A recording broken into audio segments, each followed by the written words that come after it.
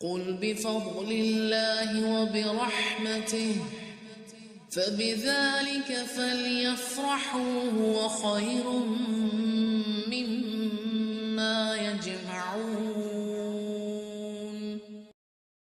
اور اب ہے شہد کی مکھی باجی بیبی ہے جس کے نام پہ سورت نحل ہے. قرآن میں 2 مکھیوں کا ذکر ہے، ایک یہاں آ رہا ہے، ایک سورت حج میں آئے گا. آئیے دونوں کی زندگی کا فرق دیکھیں.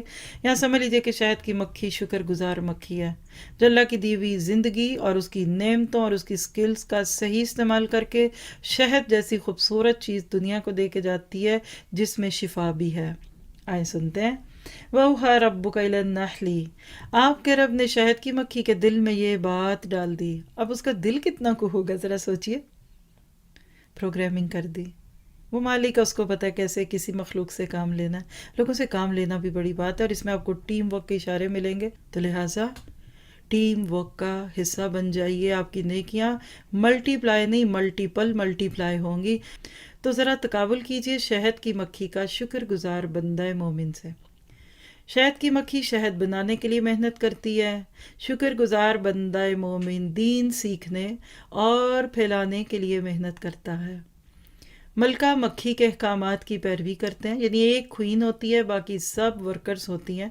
یہ سارا کچھ آپ ڈیٹیل میں انشاءاللہ آپ کو لنک پہ دیں گے میسج میں، تو آپ اس کو دیکھیے گا. ایک مکھی کے آرڈر یعنی ایک ہی حکم کو لے کر چلنے والے ہی کام صحیح ہوتے ہیں، اور مومن اللہ کے احکامات اور شریعت کی پیروی کرتا ہے. اس کا بھی ایک ہی کمانڈر ہے، لا الہ الا اللہ، اور اطیع اللہ اور اطیع الرسول. پھر اسی طرح دیکھیے شہد کی مکھی پھولوں سے رس چوستی ہے، اور شکر گزار مومن علماء اور کائنات سے علم حاصل کرتا ہے.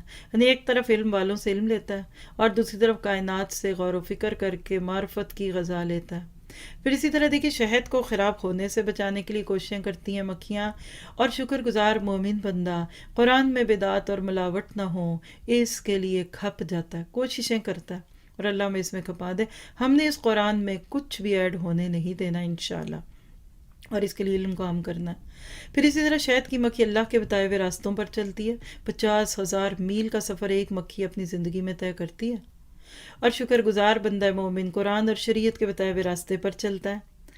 شہد کی مکھی شہد کے لیے سفر کرتی ہے، شکر گزار بندہ مومن علم کے لیے سفر کرتا ہے. دونوں کی خوبیاں ہیں انتھک محنت، عاجزی، دونوں کو نفع دینا، دوسروں کو نفع دینا، اجتماعیت، آپس میں محبت اور پیار، اور دشمن سے سخت مقابلہ. سورۃ فتح میں آپ دیکھیں گے یہ آخری خوبیوں کا ذکر کس رنگ میں آیا ہے. تو اللہ تعالیٰ میں صحیح معنوں میں دین کے کام کرنے والا بنا دے. آج ہم دین کا کام بھی ایسے طریقے سے کرتے ہیں کہ جس سے نیکی برباد گناہ لازم.